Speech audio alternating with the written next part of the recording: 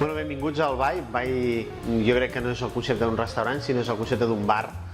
Un bar que sigui un lloc dinàmic, un lloc tipus street food, que realment puguis menjar el que et vingui de gust.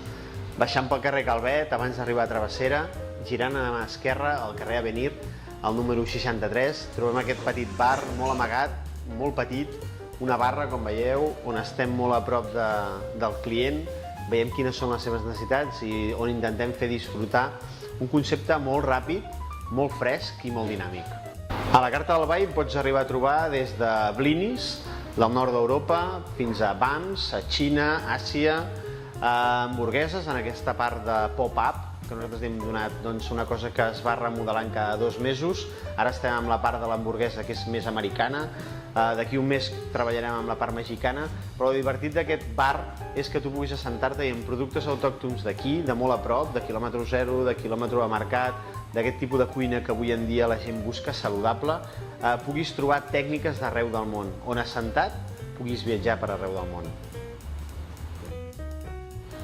En el Bar Bai el que tenim també són 3 tipus de menú. Tenim el half, tenim el full i tenim el deluxe. No vol dir que un tingui més qualitat que l'altre, sinó són varietats. En el half tenim 7 plats, els que nosaltres creiem que junts són molt respectables perquè proves amanides, proves cruixents, proves hamburgueses i proves 2 tipus de postre.